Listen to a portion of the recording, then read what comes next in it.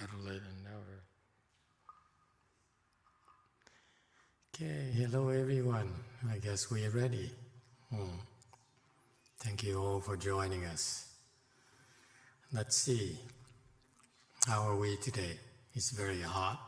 So it used to be the case where this time of the year we avoid the hot areas.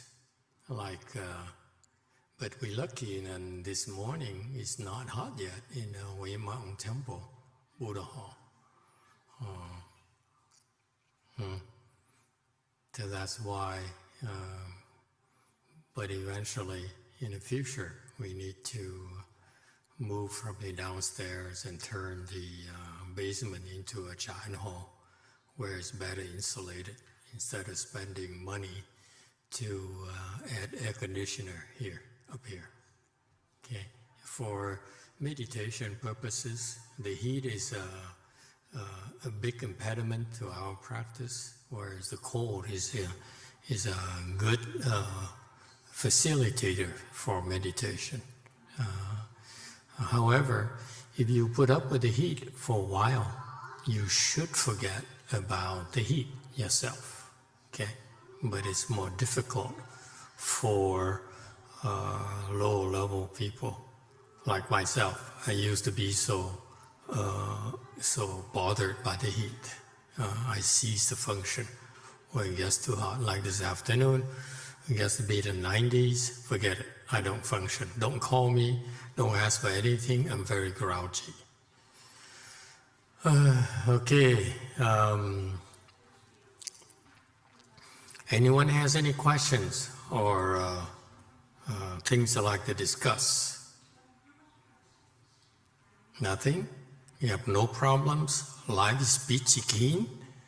No problems at all? And this weekend, yes sir. Blue. Since we're on the subject of coping with heat, I thought it'd be interesting to repeat what a study came out and was on the internet this week. They found that at the point of 95% humidity and relative temperature of 87 degrees, a human will begin to die at that point. You cannot survive sitting quietly and even drinking water. At that point, your body starts to go into heat exhaustion. I see. Good. And this is from a reliable source? Yes. Not from it seemed the to me Republican it was, propaganda? No, it seemed to me it was like a NOAA study or something, National Oceanographic Atmospheric, something like that. Okay. Please and quote the sources. I'm very skeptical of things, of quotes nowadays, because the internet is rampant with radical It things. seemed like it was at least quality. give me some real authority on the subject, and that's just anyone. Okay, but thank you. So it's from a credible source, according to you, and the information is if you're in a 90 degrees percentile humidity, and how hot? It's 95% humidity, Yes. and only 87 degrees. 87 degrees. So at that Celsius. point, you have to cool yourself down with ice, water, change the environment, get in front of cooling method, because your body won't sweat. If your body doesn't sweat, you'll go into heat exhaustion. Okay, how interesting. Okay, that's for normal people. For us, it's a lot better. We can handle the heat a lot better.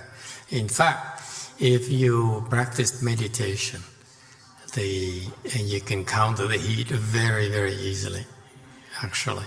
The great meditators, the heat don't bother them at all. And I cite the Hinayana meditators, the people in the Southeast Asia where it gets very hot and humid, and they meditate quite well. Okay, for example, Master Xu Yun went to Thailand and don't know when, but Thailand is associated with heat and humidity in that area, that region of the world. And he meditated, he entered Samadhi for 1 week. And the king of Thailand was so impressed and gave him a piece of land to build a temple. Okay, so in Thailand, I imagine back then, all you need is land. Building is pretty cheap. You can basically put, anything together. And you're a true cultivator, you shouldn't need a big temple like ours. Okay, we're weak, that's why we need a bigger shelter. So yes, it's good information, good to know, but I don't think we do have more room for ourselves than normal people. Okay, and in fact, if you have some skills, you should not let the heat bother you. Don't let me be a bad example for you. Sometimes I'm lazy. I use the heat as an excuse just to loaf around. Okay, you too, go ahead. Malcolm asks, what are bad seeds and what are good seeds, and how do you get rid of your bad seeds?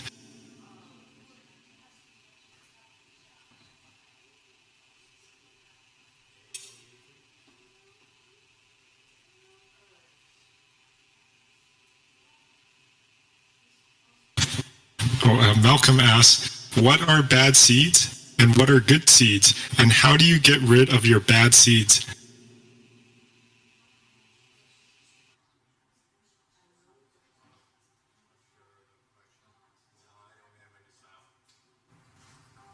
Is this supposed to be pre-programmed or you mess with it?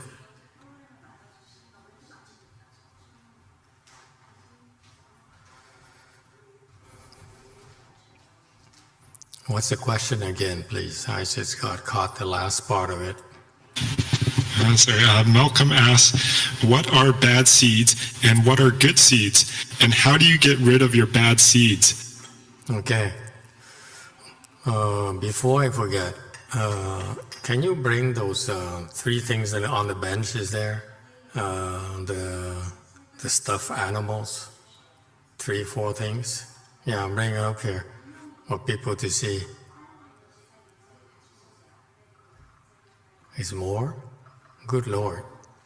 There's Mickey, and there's, hey, little girl, bring the pink poodle. You understand? Bring the pink poodle. Get yourself busy. Make yourself useful. Thank you. Huh? Look at that. Now we're becoming a, can you see? No, you can't. Okay. Now people are bringing in a lot of stuffed animals. Okay. We have a gorilla. Gorilla who can sit in full lotus, clearly, long legs. People with long legs have no excuse. You should be able to sit in full lotus. Okay? Am I making myself clear? Okay? And then we also have short leg here. Okay? A little red. Okay? He can't sit in full lotus at all, clearly. So this is what we call poor people, poor animals. This is blessed animals. Okay? It has potential. And this is poor animal, no chance at all in life. Short people in general have no chance. Okay? And there's, of course, our is it Mickey or Minnie? I cannot tell. See, Mickey, thank you. Mickey, of course, can sit in full lotus.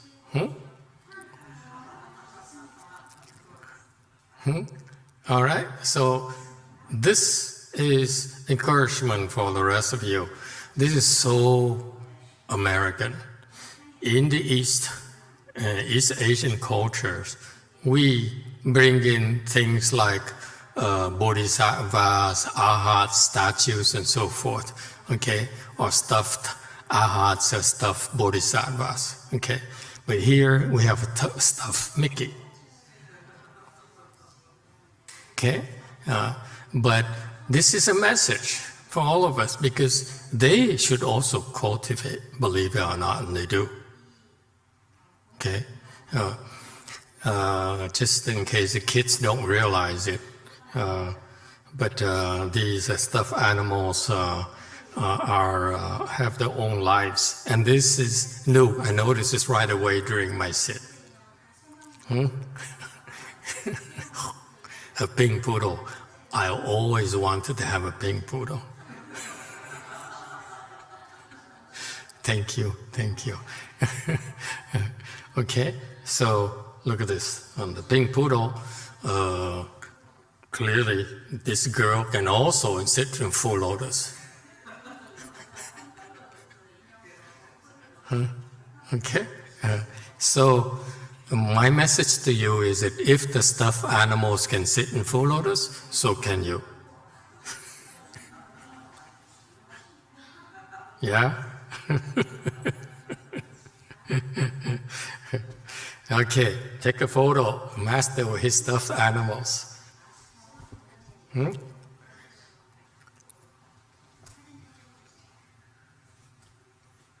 And the teddy bear, of course. There you go. We can pose later, but this is spontaneous. It should be unprepared. I like unprepared stuff.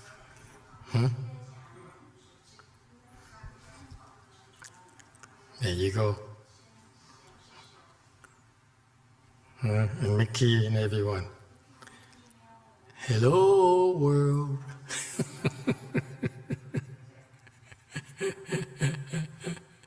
I'm always looking for Kodak opportunity.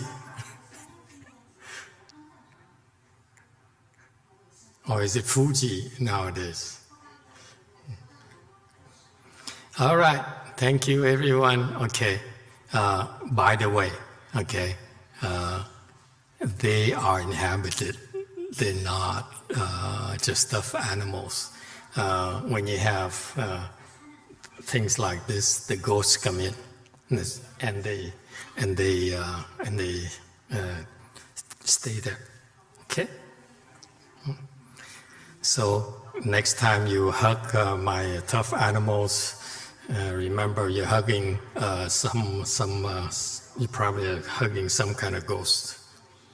Yeah.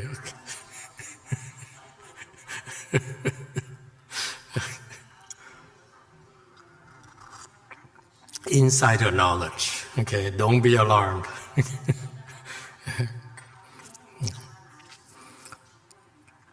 All right, the question, what are the good seeds and bad seeds? Okay, very good. Seeds are the end results of your karmas.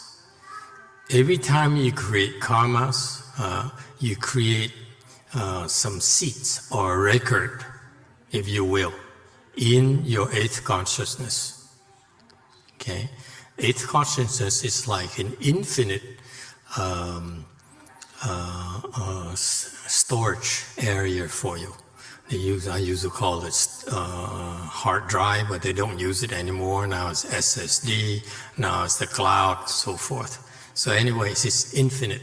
You can, it contains the infinite amount of seeds in there. So every time you create a karma through your mind, through your mouth, through your body, that's you're creating karmas. You create a deed through your body, like hugging a teddy bear, okay? That's, you create a seed, okay? You create affinities with that ghost right there, okay? Every time you praise someone, you're creating a seed, okay? In your consciousness, eighth consciousness, or the store consciousness. It stores everything you have. And then next body, it keeps on adding to it. Next time, next time, next time. That's why it's infinite. Okay? And with your mind, you have thoughts of anger. You create seeds as well. You create seeds of enmity. Okay, thoughts of anger. We'll talk about anger a little bit later. Thoughts of fighting, for example. You feel like fighting. Okay, and so when you have thoughts of fighting, you're creating seeds of fighting. Okay, and speaking of fighting, before I forget, okay, yesterday I went away from the temple to a place. I saw a person, disciple of Master YongHua. He has some kung fu, not bad kung fu, and he was upset at me. So actually his level is higher than most of his disciples. Most of monks and nuns anyway. Actually, all of them. All of them, okay, correction, all of them. And so he was upset at me, so he's picking a fight with me, okay? So those are seeds, bad seeds right there, okay? And it turns out, I'm the last person you want to pick a fight with, because I'm an asura. I love fights, okay? When you try to fight me, I get so excited. It wakes me up, if you will, up there, up my usual stupor. Okay, and so I realized that he was picking a fight with me and actually began to attack me. And this funny thing happened. Funny thing happened is that in my in the past, I would have, picked a fight and demonstrate to myself, not to him, because I know I'm not impressed by this kid.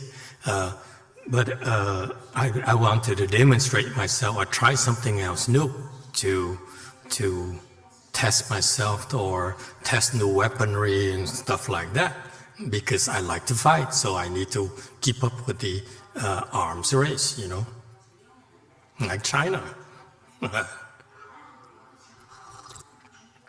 The Russians.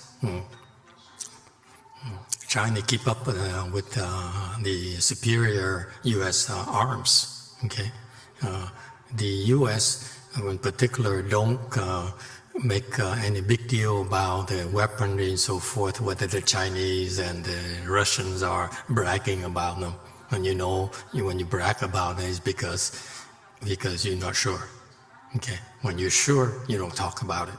Okay, so anyway, so in the past I would have loved it and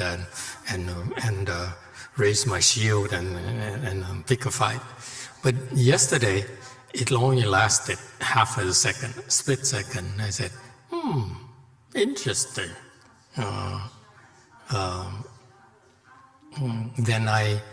Then I realized the nature of fighting. Would you like to hear why there's fighting? Would you like to know? This is important nowadays, guys, because when you're driving out there, there's lots of road rage. Okay? You drive the wrong way, you encroach on someone else's way, they can go crazy and shoot at you. Especially Republicans. But not only Republicans. Okay?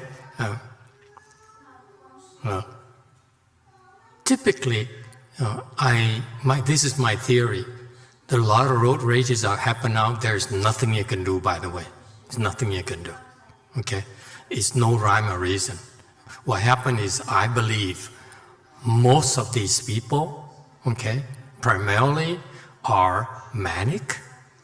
So manic people, when you offend them, they will kill you.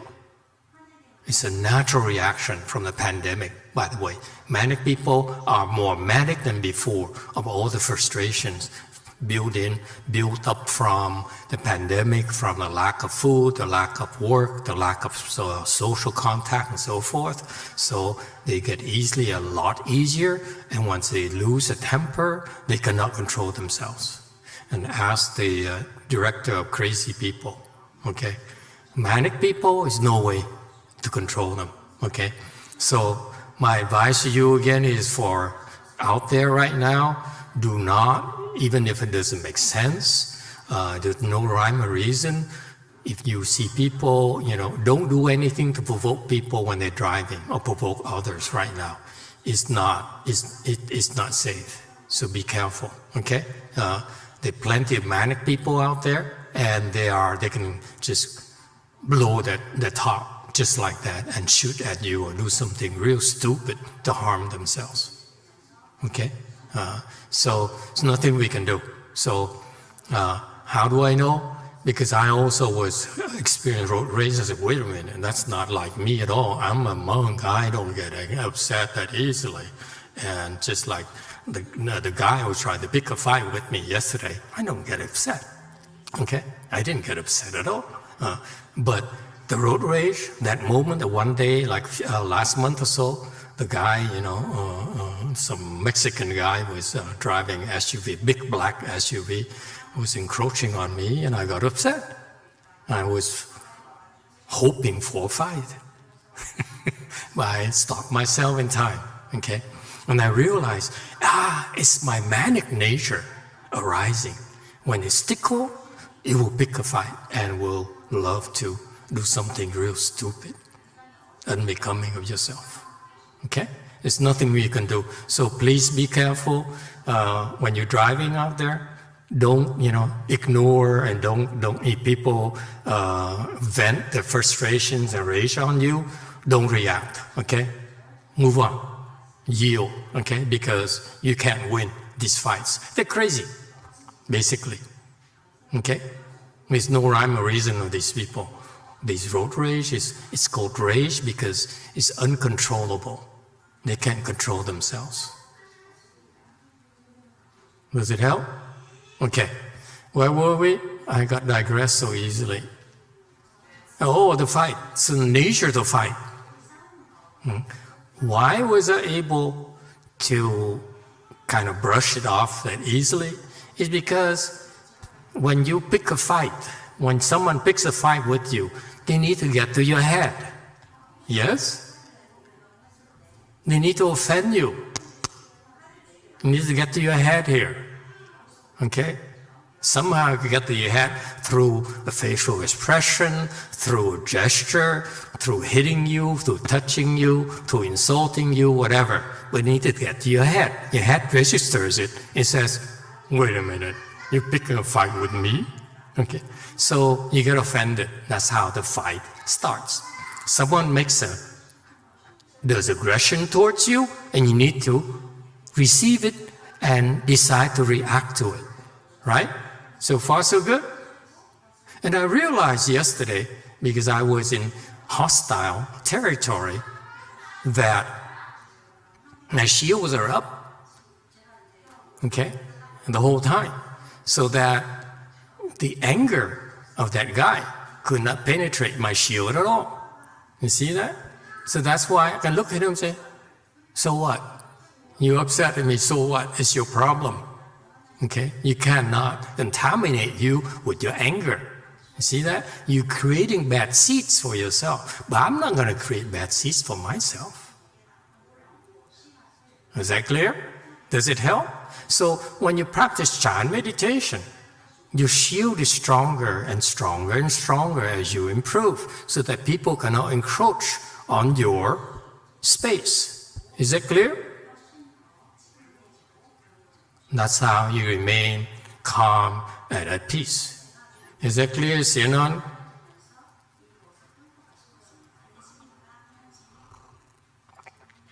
You have to improve a lot more to remain calm and unflustered, because it's very easy to afflict you, because all you have to do is touch you. That's it. But when you practice, there's a shield in front of you. People cannot encroach it. Then you're unflustered. The heat cannot get in. Okay? You are within yourself, your space. They cannot get in. That's how you remain in control and at ease. Is that clear? This is why we practice hard. We practice hard in order to improve, so that we have our space. People cannot encroach it. Okay? So improvement is for real. Improvement means your skills get better and better and better. It's not just talk. It's not just putting in the hard work like you Koreans like to do. You don't mind doing. For us Westerners, okay, we're lazy. We don't like to work hard unless we get paid a lot. We get paid, we still don't work hard. Yes, you have to get paid a lot, right? Guru?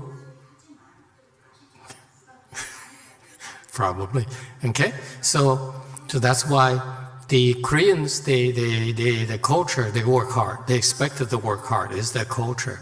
We are different. We only work hard when we must. But it's not about working hard. It's about working smart in order to improve. This is the difference in Wei-Yang, Chan training versus Hinayana training. Hinayana training is you tough it out. You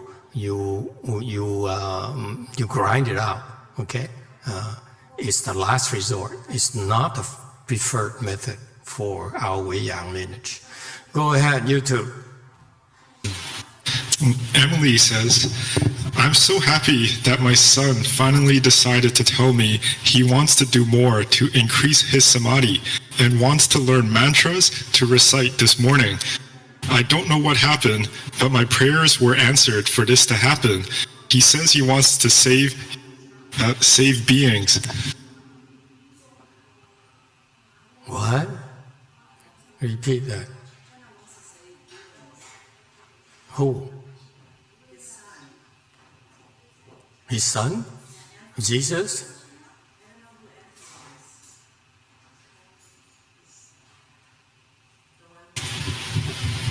It's Emily's son. Oh, Emily's son. I want to say beings. Join the medical corps. Medicine or Doctors Without Frontiers. There you go. Save a lot of people. Huh? Doctors Without Borders, thank you. Okay? So what is the problem? Save. So he wants to improve samadhi? You think you just want to improve samadhi without putting the hard work? Go ahead, improve samadhi. Try to improve your samadhi. See if it works. And that's the rule of thumb, by the way. Okay?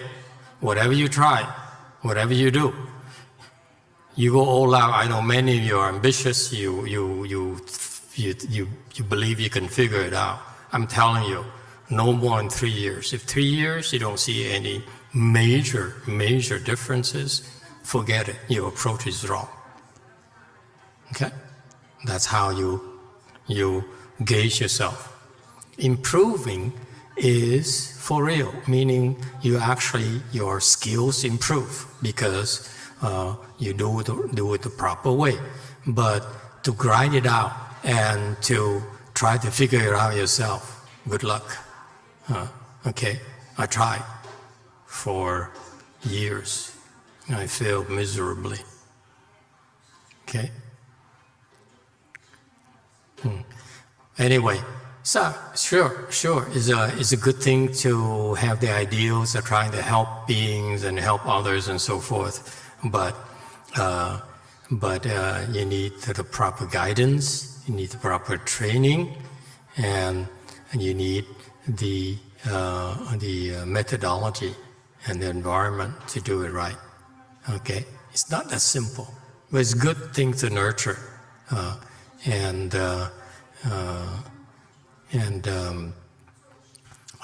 it's not as easy as it sounds.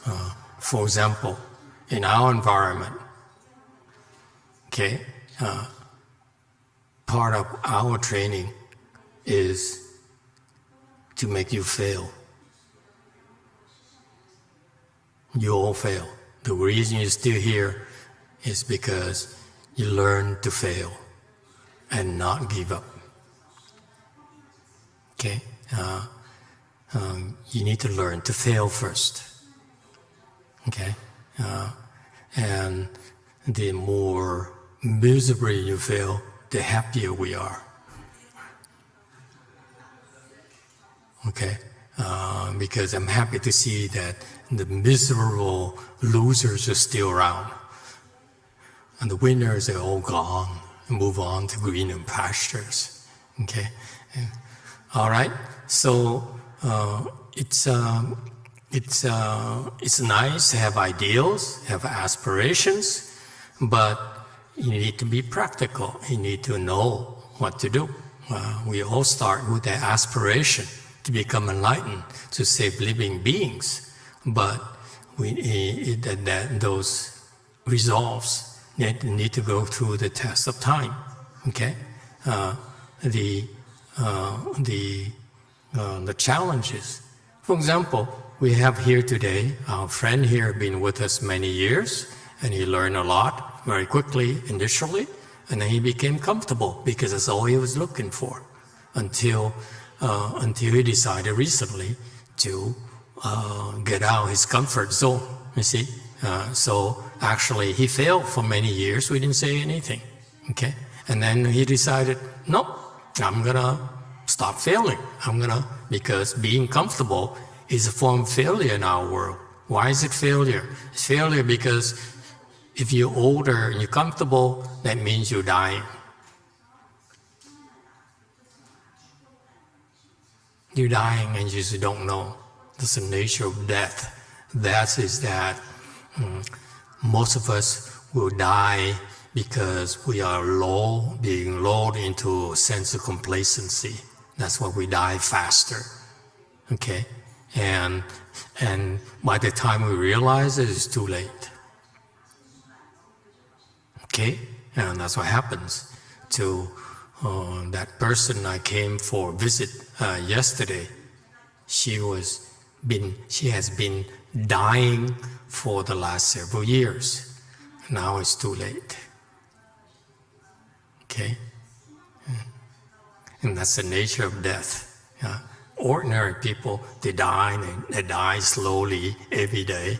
They sink deeper every day. And by the time the doctors realize it, in the form of stroke, in the form of some sort of organ failure, it's too late. They fail to work on themselves sooner. YouTube, go ahead. Elta D asks, Master, I have a problem sometimes. I am too ambitious and I burn out. Can you recommend anything to me? Does over-ambition come from greed? It's nothing of being ambitious. We're supposed to be ambitious. That's the nature of our times. We're all ambitious. You are all ambitious. Okay? Including a gentleman. He wants to live longer. That's normal ambition. Yes? So ambition is a natural.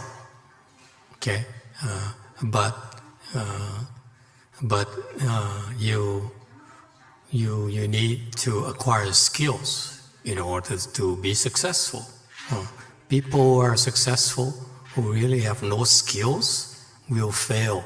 Will fail at where they are. What comes to mind is just a gossip, for gossiping purposes. This weekend is your championships in tennis.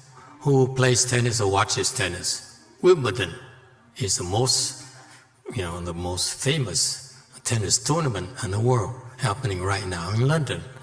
And so the finals is today, this morning, and for the women, and tomorrow is for the men. Okay? So before coming here, I turn on the TV and watch them for a little while to see who's there. I'm always intrigued by these events. Why? Because you have the best of the people, the best competitors, and the best of the spectators who appreciate the high level of achievement. So you have the gathering of the best of that particular field of interest. Here is sports, tennis namely. So I saw And this is in England, so you have the royalties there. So I was intrigued by the spectators more than the competitors, because the competitors bore me a little bit too low level. That if I train any of the youngsters, they can beat the heck out of these people. Because now competition-wise for sports, you need both the physical part, but more importantly, they are now beginning to realize it, is the mental part is much more important. Okay? And they don't know how to train them. These people are like babies to us. Okay? So maybe we should have some tennis courts and get into a new business of training pros only, champions only, $1 million a shot. I need a 35-acre thing. I told you. You guys don't understand me at all. You think I want the fame? No, it's fun for me to try something new, like tennis courts, and training these young, aspiring future champions and have them go at it. See, instead of fighting, I teach you how to fight. Give you all my fighting experiences. Anyway, so the funny thing is that, of course, when you talk about Great Britain, what comes to mind? Royalties, yes? So I saw, the Duke and the Duchess of whatever the name, of York or Cambridge. Okay, William. Is it William? Prince William and Kate.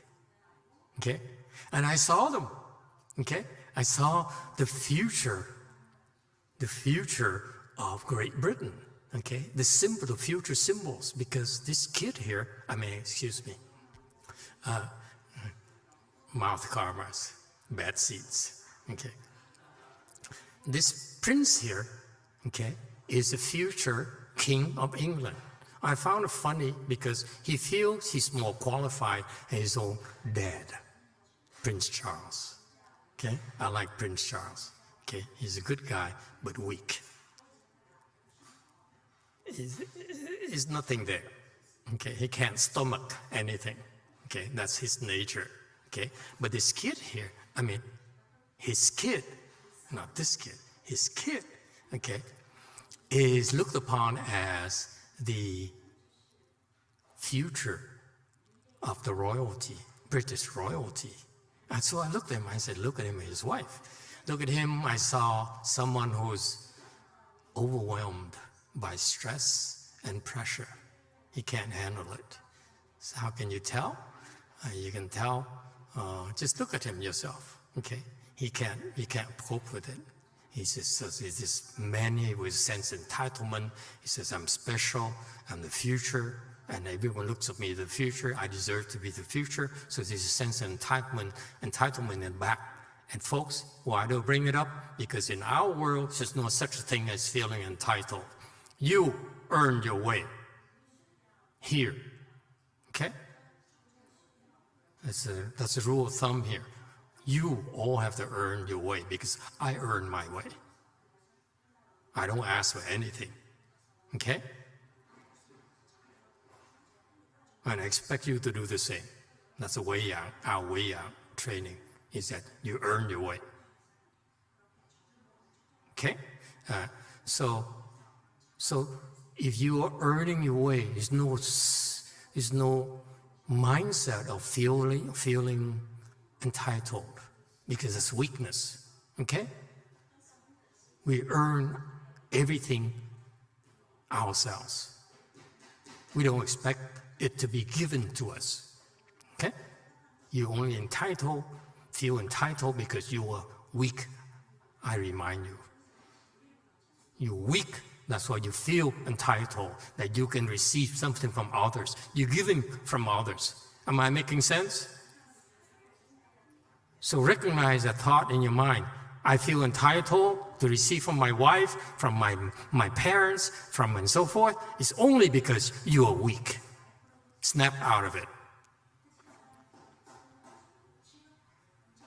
Okay? So I see this entitled, he's feeling entitled person. He's special, he's born the right family, and he's it right now for the English monarchy, okay? And he's in line, his succession, that's it. And the dad will be there very shortly, clearly. And that's why the grandmother is still hanging in on as for dear life, so that it shortened the span, the reign of the guy in between. Okay, clearly that's their strategy. Okay, but this kid here feels entitled, and that's what you never allow that your children to feel that way. Please remember that. Okay. Make your children, your nephew, your nieces earn everything we give them. Cut out this feeling of a sense of entitlement that I'm seeing in young people nowadays of William's era or younger. That's nonsense. Okay, the world is more competitive. Okay, and for us to contribute, it's not so much about competition, it's about contributing. Okay? What are we doing for our family, for ourselves, for our communities? What are we adding to the equation? We are bringing more to the table. Okay?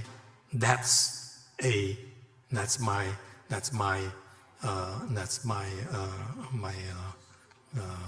obsession, if you will. Okay, so I see this feeling entitled person. Okay, but because he feels entitled, meaning he's weak, therefore he cannot handle the pressure right now. They're being criticized left and right of the way that the mistakes he made.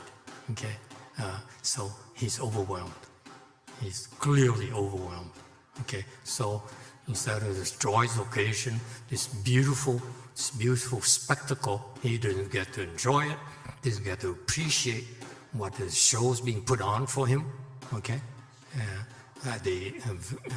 and so it's sad to see that the future is very cloudy for the British monarchy. If that's the future king of England, forget it. It ain't gonna amount to beans. The grandmother is far better, has far higher level of samadhis. Okay? And the wife, okay, Kate, I like her. Same level of samadhi as a husband, but she has this sense of duties where the dutiful wife, okay, where she needs to carry on and support the husband. Okay? But again, they are ill-equipped because they don't have enough samadhi power, and they both are overwhelmed by pressure right now. They can't handle the pressure. It shows up physically. You look at them and say, you're so stressed out. And you're here, you're there, but you're not mentally there. You can't handle it because your mind is still cannot cope with the pressure that's being put on you. So you can't even see the spectacle there, the beautiful performance there in front of you, and appreciate it. Okay? It's sad. If the king cannot behave like a king, then it's bad news for the whole country. Okay? Very, very bad. Anyway, where were we? So good seeds and bad seeds. So you create these karmas by mind, by mouth, by body. And every single karma you create, every single action you take via mentally, whether it's mental, whether it's verbal, whether it's bodily, then you're creating some karmas, and that creates the seeds, corresponding seeds in your consciousness will stay there, okay?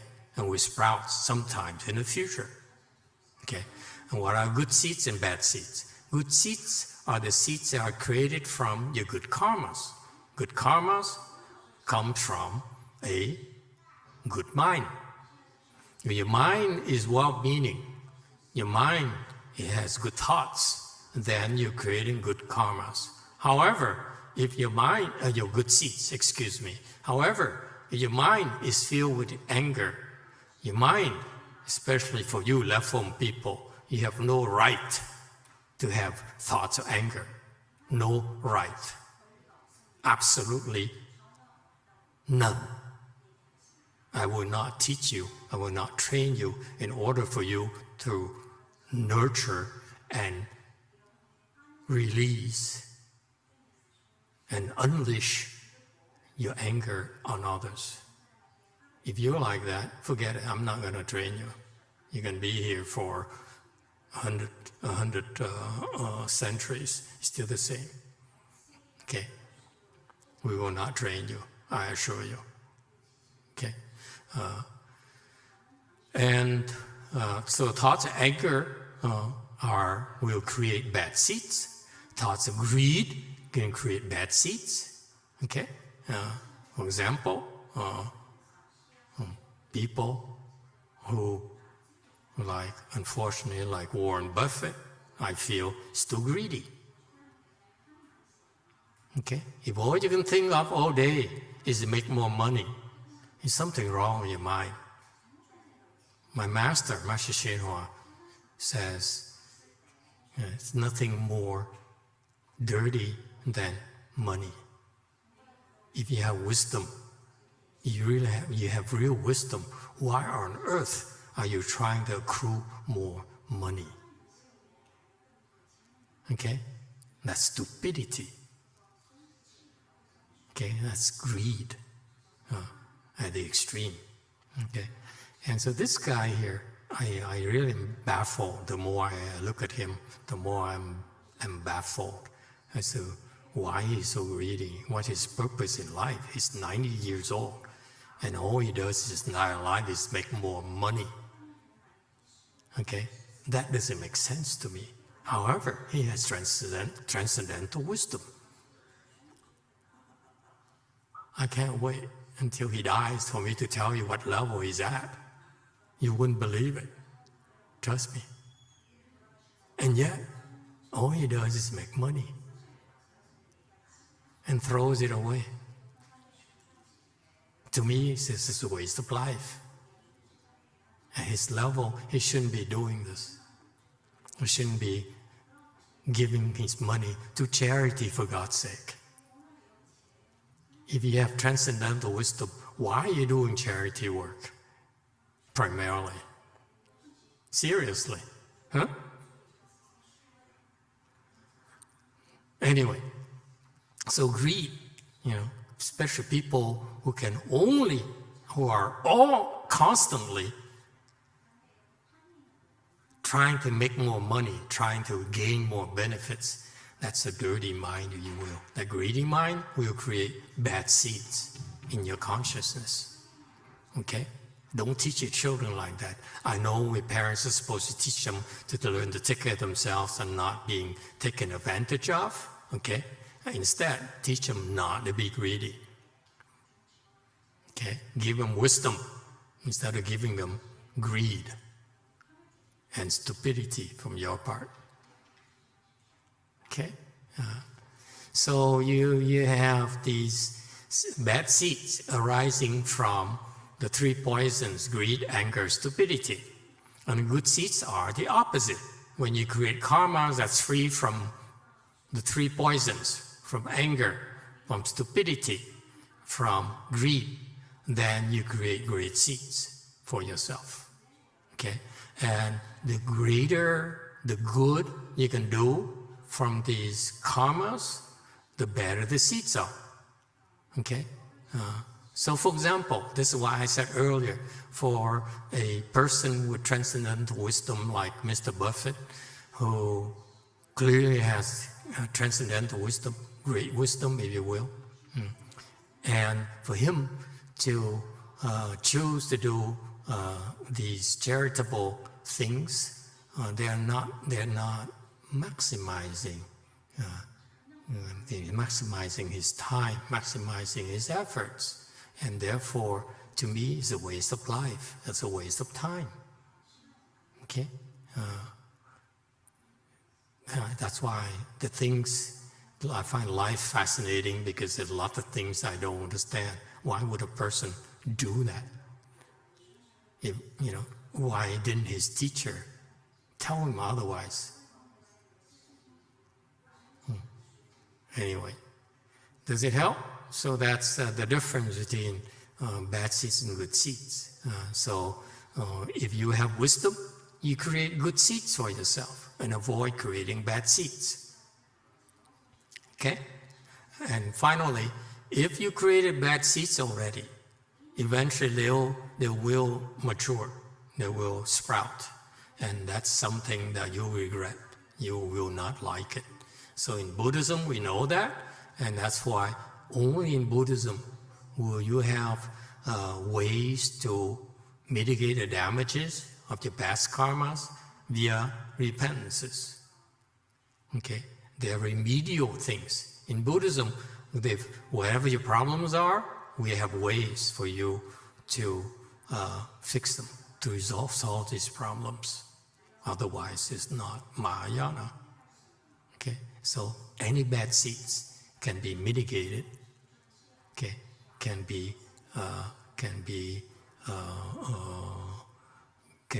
We can get some relief from the bad consequences. Many dharmas. Okay? Okay, and finally, before we stop here today, I'd like to share with you this thing here. There's also one thing that came up the last week or so. I'd like to share it with you before I forget. Okay, that is about my teacher, Master YongHua, my late teacher. I consider him to be my teacher because although he taught me only a few times, but those lessons are they help provide guidelines for my entire career so far. So I'm grateful to that. So even though I didn't get to learn a lot of stuff from him, I learned enough that affected my entire career, my entire life as a monk so far. So I'm very grateful for that. So even though I'm not a worthy disciple, that's why he only sends me messages through others. He doesn't deem me worthy to talk to me directly, He sends me messages through, Catholics, through externalists, through Buddhists, through lowlifes, but never to me directly. 5 times he talked to me directly to teach me, because apparently it's important that I learn these lessons from his own mouth. But the other things, he said, I'm not worthy, so send me only the people I would not go through myself. How's that? But that's him. It's interesting. So I learned one thing from him that's important for you to know, because I declared last week that I would like to write Chan book number 3, Chan handbook number 3, about Wei Yang lineage. And of course, he's the American Wei Yang. He's the founder of American Wei Yang. We're simply reinterpreting it with a Western culture perspective, but the foundation's out there. By the way, his raw teachings, simple translation, his teachings are fantastic. They're so deep, they're so raw, they're so profound, okay, so insightful to me. Whereas you look at the Chan handbook they publish, where they decided to customize it to more a Western perspective, and therefore in the process they diluted his teaching quite a bit. Okay, to me, my disciples, don't bother. It's a piece of junk to me. Okay, I'm opinionated. I know I've been accused of that repeatedly, but don't waste time on that book. Okay, especially you and monks. Okay, in the future, when you're ready, pick up that book and you can shred it to pieces. Because it's too much filtering, it's too much interpretation. His teaching was so raw, so beautiful, authentic Wei Yang. Okay? Instead of reading that, I would read Master Xu Yun's stuff. It has more depth, much more solid. Okay? Anyway, be it as it may, what I find, what I learned about myself, YongHua, that you could use is this. Okay? Why did he bring Wei Yang to our world? Why did he have to bring it here and not stay in China? Because I told you that already in the past. I told you, he's brought it here because you are worthy students. That's the problem with great teachers. They have to look for worthy students, great students, if you will. Otherwise, their teaching will die. A great teacher needs to transfer all his knowledge to the next generation. Otherwise, his life would be a waste. Is that clear? It's a responsibility. They need to pass it on. If you don't pass it on, basically it's a waste, like Mr. Buffett. Okay? I look at his followers, his successors, his children. Okay? He's not a teacher, whereas Master YongHua is a teacher. He passed it on. So, the knowledge there. So, yes, unfortunately, his chosen successor, I'm less and less enthused about it every day, unfortunately. Just me. But the reason he brought it here is because my generation and your generations are worthy recipients, and future generation are worthy recipients. So don't look down, don't sell yourself short, whoever you are. Okay? Doesn't matter how well educated, how rich you are, how handsome you are, and how pretty you are. Okay? How smart you are. It doesn't matter. Okay? The nature of Chan training will transform you. That's why it's called Hua, YongHua. Hua is to transform. His Dharma is Dharma, transformation. Transformation is to take something that's not there, okay? Something inferior, and transform it into something superior. That's what he does. Is that clear? That's Wei Yang right there. Wei Yang is that we take something that's not there and transform to something so much better, make it bloom, make it blossom, make those good seeds blossom, good seeds sprout quickly. Okay, that's our Wei Yang. And so even though he's gone, and I've been pondering about that, and because I don't see any real successors at all. Okay, and so is it being lost? Probably is getting lost. Okay, unless we do something about it, we need to do something about it quickly.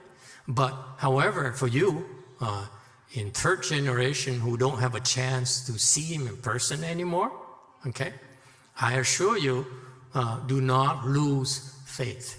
Do not lose hope. He's still around. He still cares. He still sends messages to me through losers. It's true. So the next time any of you approaches me with a message from him, you know how I'm going to look upon you.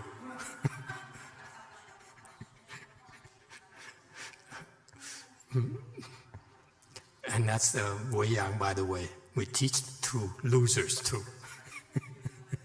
So if we only teach through superior people, then the Dharma is not complete.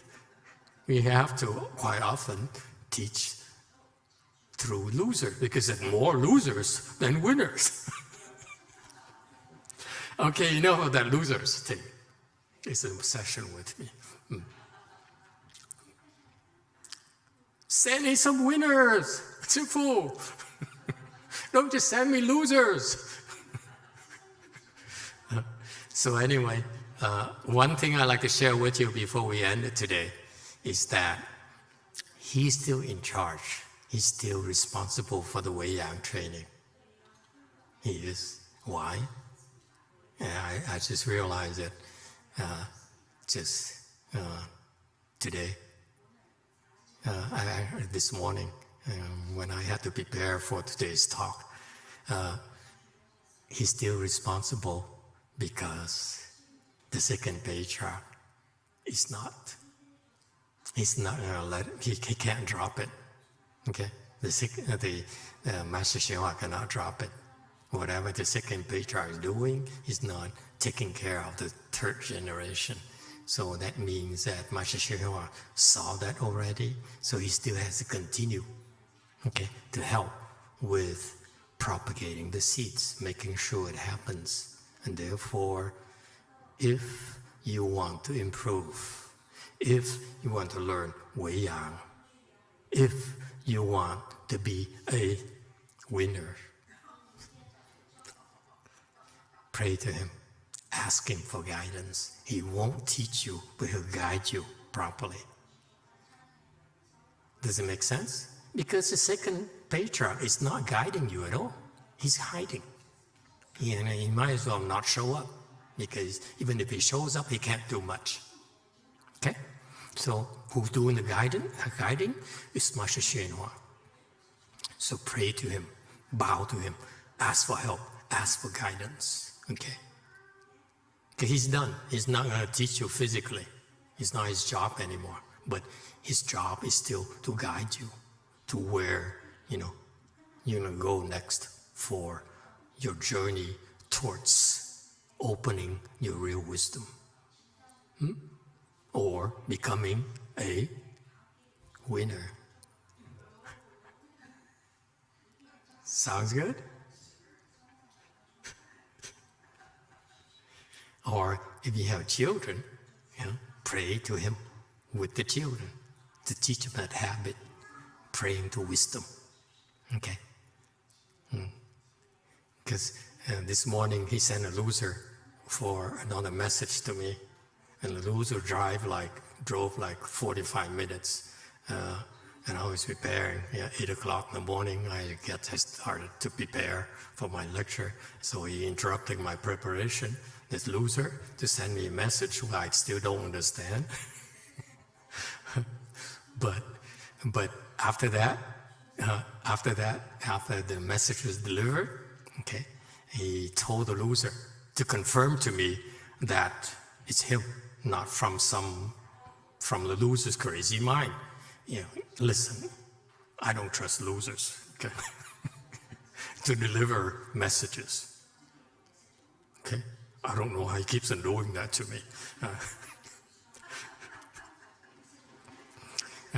But to help save me time, because I was not happy that he keeps on interrupting my work. But at the end, after the loser delivered his message to me, okay, he says, Master, this morning I was meditating, Master YongHua, came to me and said, and in 5 words, his message was only 5 words. Very straightforward-ish, by the way. He never speaks a lot, by the way. So if you pray to him, he'll give you maybe at most 1 sentence, maybe a smile, whatever, but never that much, okay? He's not very talkative like me. I can spend an hour, and I still can keep on going until way past lunchtime. But anyway, so his message is only 5 words, okay? I say, no, it's not 5, it's 4. He says, no, it's 5. Losers, you see? His message is, ha ha, Okay, I cannot tell you, We say, ha ha, to me it's 4.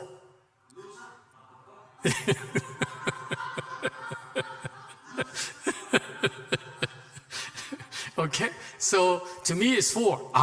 It's 3. Ha is 1. But no, the guy counts ha is 1, 2, 3, 4, 5. So I said, you can't even count. I can't even trust your message. So what did he do? After he said, Master, I did my job. I delivered the message. I'm leaving. I'm taking my leave. Thank you. Okay? So he drove 45 minutes to come here, deliver a message, and then left.